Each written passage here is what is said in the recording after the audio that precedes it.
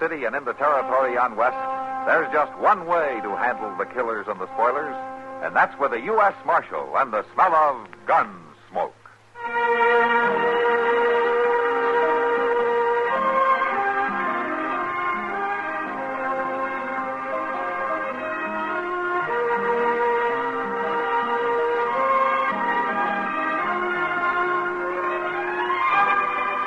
Gunsmoke, starring William Conrad. The story of the violence that moved west with young America. And the story of a man who moved with it. I'm that man. Matt Dillon, United States Marshal. The first man they look for and the last they want to meet. It's a chancy job, and it makes a man watchful. And a little lonely.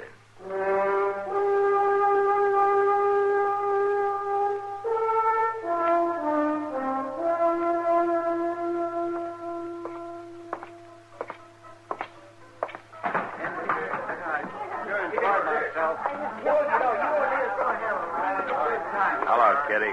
Oh, hello, Matt. Matt, this is Frank Wilkins. Emmett Wilkins' son. How are you, Frank? I've known your pa for a long time. I'm glad to meet you, Marshal. Frank's come back here to live, Matt. That's fine. I know your pa will be pleased. Oh, yes, sir.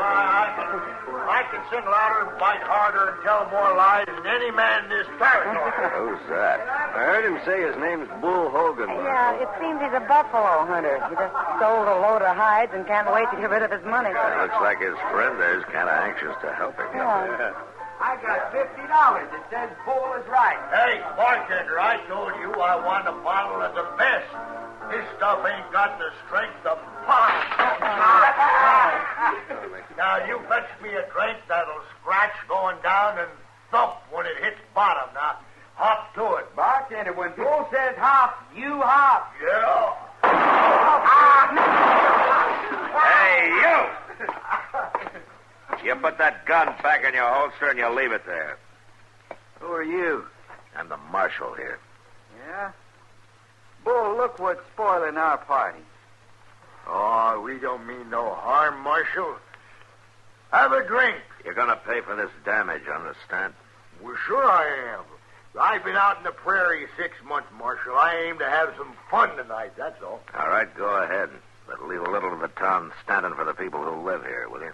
Well, it's going to cramp my style some, but I'll try. Okay, you do that. Hey, Bull, the marshal's gone. Let's find us a couple of girls, huh? No, not yet, Darwin. I'm going to listen to the music.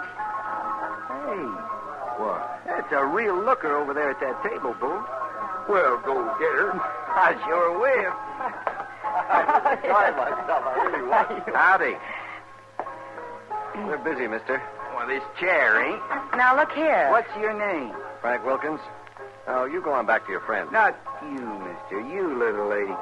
You know, you're pretty. Beat it. You heard her. Mister, my friend Bull wants to talk to this little honeypot here. Why'd he send a sidewinder like you? That blowhard can talk for himself. Blowhard. Hey, Bull, come here. Yeah, Darwin? Yeah, what do you want? This fella called you a blowhard. Is that right? Did you call me that? Yeah, I called you. What are you?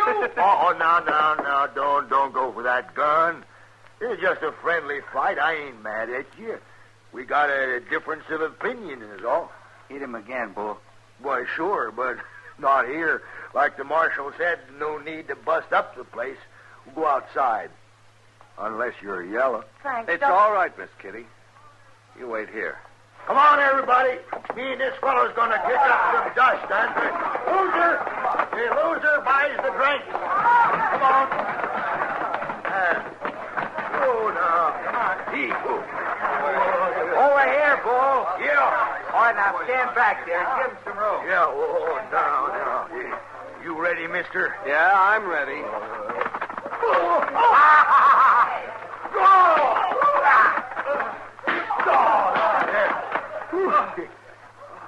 Well, come on, fella.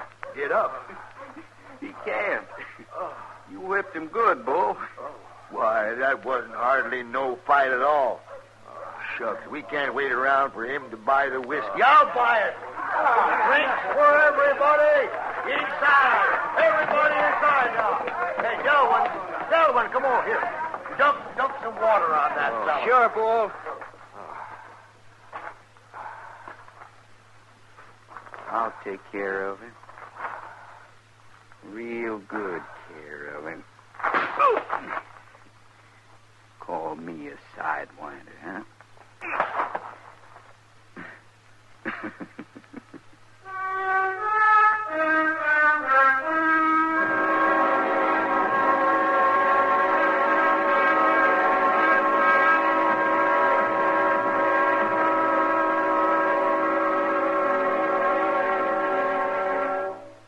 Now, just listen a minute, if you will.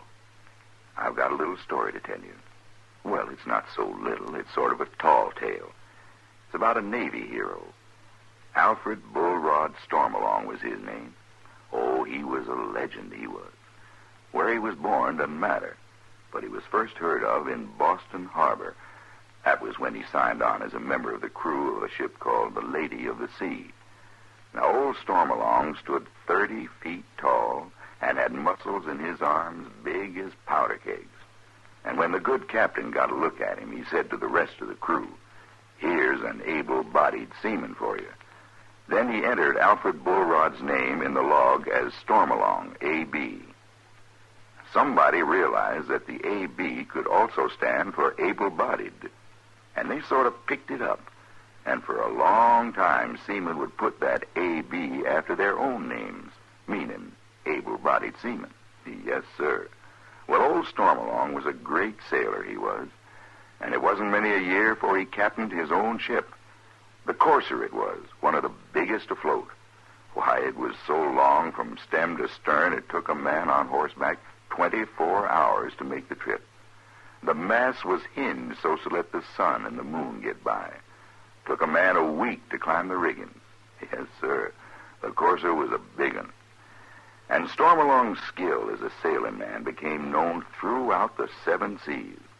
One of his greatest feats was taking the courser through the English Channel. Seems the channel was only about 2 inches wider than his ship at high tide. But old Stormalong was up to the problem. You bet he was.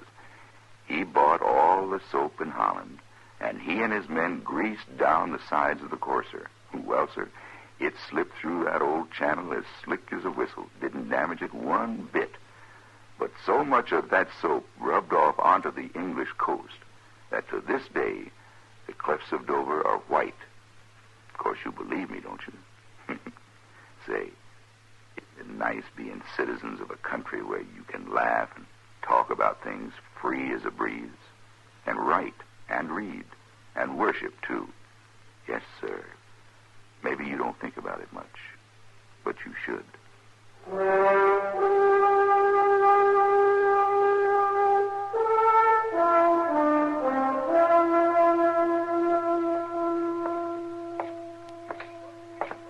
Mr. Dillon?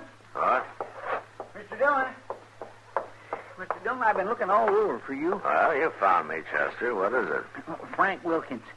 He's dead. He's what? Dead. Well, I was sitting with him just a few minutes ago. Yes, sir, but he's dead now. Well, what happened? Well, they told me he got into a fist fight with some buffalo hunter over at the Long Branch. Bull Hogan?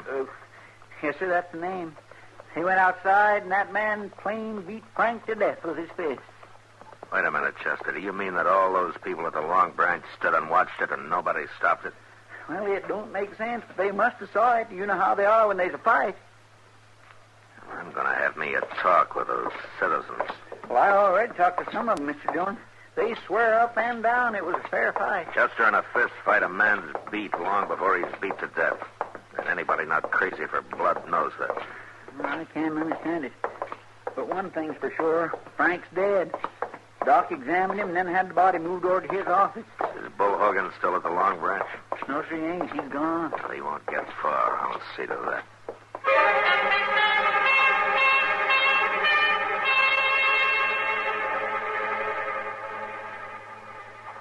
Delwyn? That you? Yeah, it's me, Bull. got your horse hid in them trees. You better get going. Del, when I come into Dodge City to have me a good time, this ain't no fun sneaking out here to the edge of town, hiding in the dark. Ain't having me no fun at all. Well, it's better than being hung, ain't it? You killed that man. Well, I didn't mean to. That don't make no difference. He's dead. You're stronger than you think you are. I never seen a man hit so hard. I can swing faster and hit harder than any other man in this territory. Keep your voice down, Bull. Being strong won't do you no good at the end of a rope. Well, it was a fair fight. That don't matter. They aimed to hang you, Bull. You didn't see how they was all looking at you, cold like. Why, if I hadn't have made you leave that saloon when I did, they'd have closed in on you then and there. I'm the only friend you got, Bull.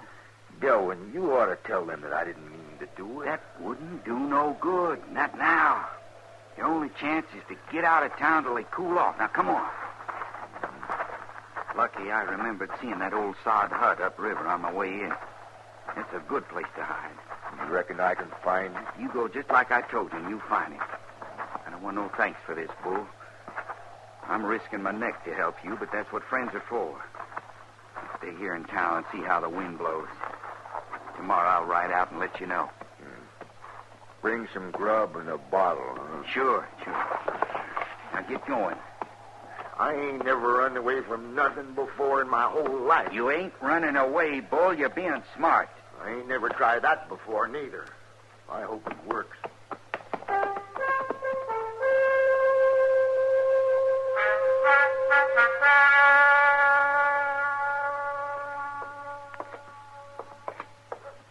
Chester, I've talked to every man who saw that fight, and they all agree it was no match.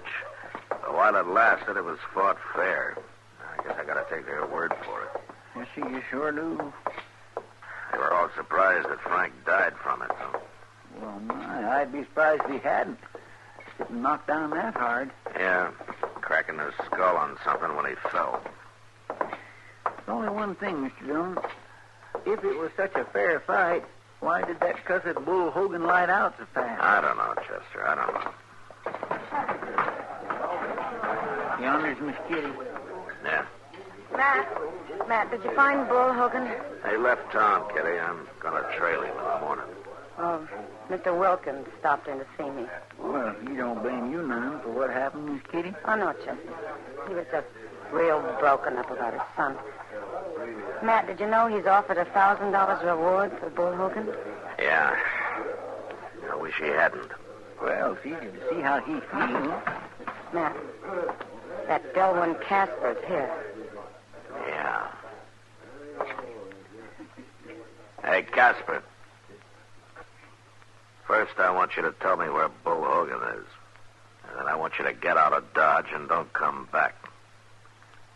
I don't know where he is, Marshal. How would I know? You were bragging about being his friend. Me? I never laid eyes on Bull Hogan till tonight. I ain't no friend of his. You left here together, didn't you? But we went separate ways. Bull hightailed it right on out of town. Me, I just stepped out for a while because the climate here didn't seem healthy. It hasn't changed. Now, look, Marshal, I didn't do nothing tonight except go along with the crowd for a little fun. You got no cause to ride me. You started that fight, Casper. Well, I didn't finish it. Bull Hogan done that. There ought to be some way to prove I'm no friend of his. Tell me where he went. If I knew, I would. I sure would. I hear the father of that poor fella Bull killed has put up $1,000 reward for him. Is it true? Yeah, it's true. Marshal, could I clear myself if I helped you trail Bull? You're going to be busy traveling, remember? Now, you get out of here, and if I see you again tonight, I'll lock you up. You'll be out of town at daybreak. You're a hard man, Marshal. You ain't fair. I said get up. Well, you got rid of him, Matt. Yeah, it was a pleasure, Kitty. Casper just ain't no good at all. I sure would hate to be laying helpless somewhere and have him find me. Well, that's a good way to put it, Chester.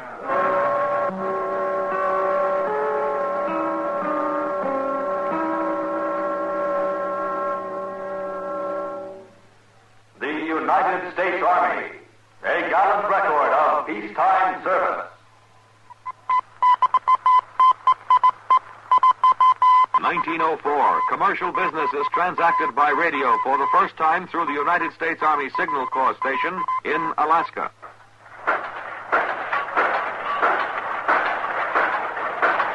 American industrial might is based on the technique of mass production, which began with the manufacture of rifles by the United States Army in the 1820s. Captain John Hall, in 1819, designed a unique breech-loading rifle and began production at the Federal Armory in Harpers Ferry, Virginia. Captain Hall then designed and built machinery to mass-produce the rifle with all parts interchangeable, a revolutionary advance in manufacturing technology. The United States Army, a gallant record of peacetime service.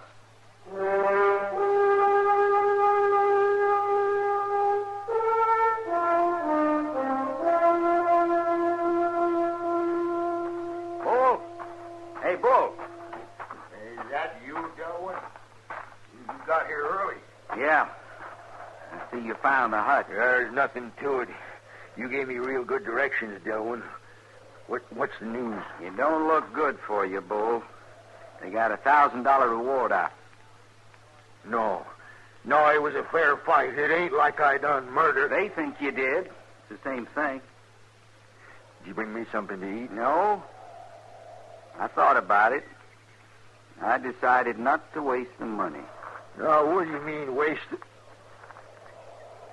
What's that gun for? No, Delwyn, you said you was my only friend. I guess I was lying.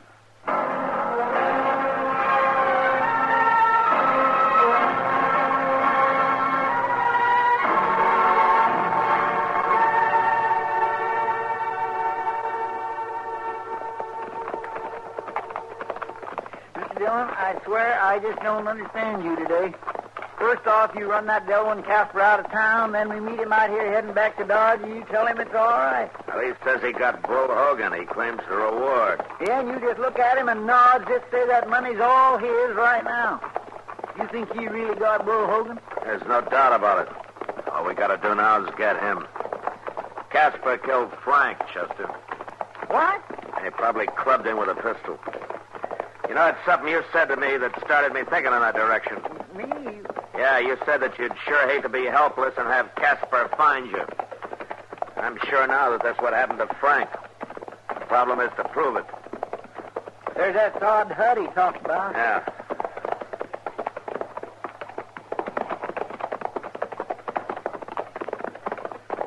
My goodness, there's Bull, too.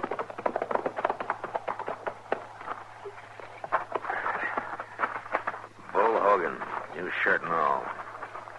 He's wearing a gun. He wasn't shot in the back. No, but he might as well have been for all the chance he had. Well, I'll ride down over to Sykes' place and borrow his shovel. No, Chester, borrow a wagon instead. We're going to take him back to Dodge.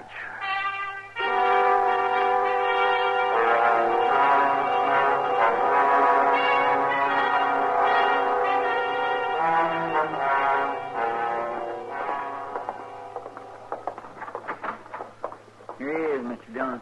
All the way over here, I couldn't get a word out of Chester except you want to see me. That's right, Casper. Well, do I get my reward? I think you could say that. Then you found Bull. Yeah, we found him. We had quite a time bringing him in, though. Bringing him in? He's the strongest, roughest man I ever tangled with. What are you trying to say, Marshal? We got Bull here in jail. Doc gave him a powder to put him to sleep. He's in the first cell. Go see for yourself. Well, but he's dead. I shot him. Yeah, you shot him all right, only you didn't kill him. Well, I did. I hit him right in the chest. Well, that's what saved his life, Casper. Here, you ever seen one of these things before? Yeah, it's one of them Indian charm bags, ain't it? That's right. A leather pouch full of pebbles and sand and bones. Bull's a lonely, superstitious man. He was wearing this around his neck. And that's what stopped your bullet, Casper. See? But he fell down. He was dead. Doc says that a blow over the heart like that will stun a man cold, but it only lasts for a few minutes, and then he's as good as new. You're lying to me. You're trying to trick me out of my reward. No, you'll get what's coming to you, Casper. You know, Bull's got an idea that somebody clubbed Frank Wilkins with a pistol while he was knocked out. Well, I'm going to lock you in that cell with Bull and let the two of you talk it over. Lock me in with him? Well, now, you can't do that. Oh, why not? Neither one of you will have a gun. You'll just talk. What could happen to you? We'll go wake him up now, Mr. Dillon. Yeah, Chester, go wake him up. All right, come on, Casper. You're going in there with him. No, I'm not. Oh? Well, then maybe you'd rather tell me about it, huh? But I didn't do nothing. I ain't going in there. Oh, yes, you are. And you're going to tell that to Bull Hogan face to face right now. Locked in. No, I done it. I clubbed Wilkins with my pistol. It was me killed him. You hear that, Chester? Yes, sir. All right, take his gun. One's on it. Now lock him up, Chester. Then we'll bury Bull. Bury him. Then he is dead. Yeah, he's dead. And you're going to be right behind him, Casper. I hope he's waiting for you.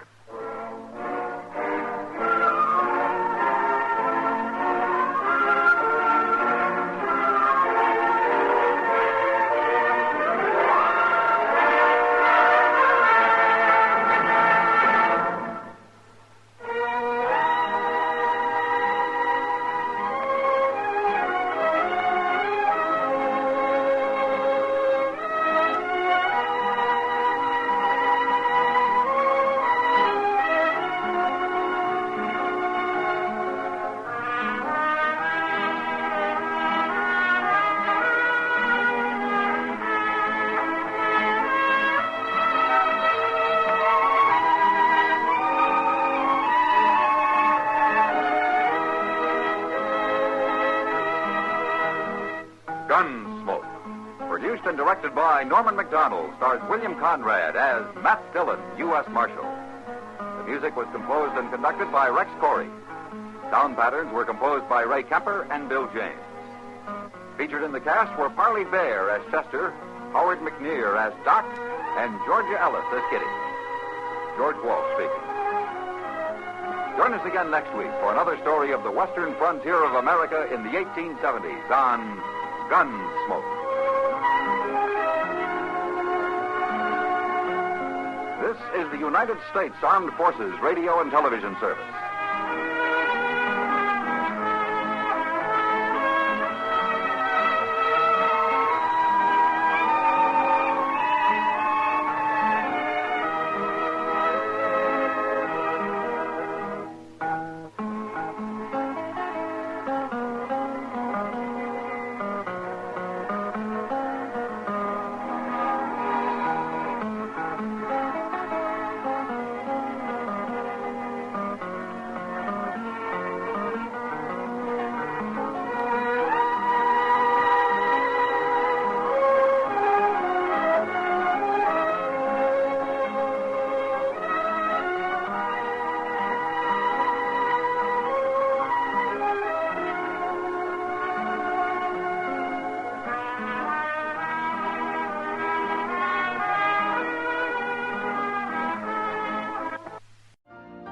You've been listening to the OTR Gold Network. Find more classic radio at otrgold.com.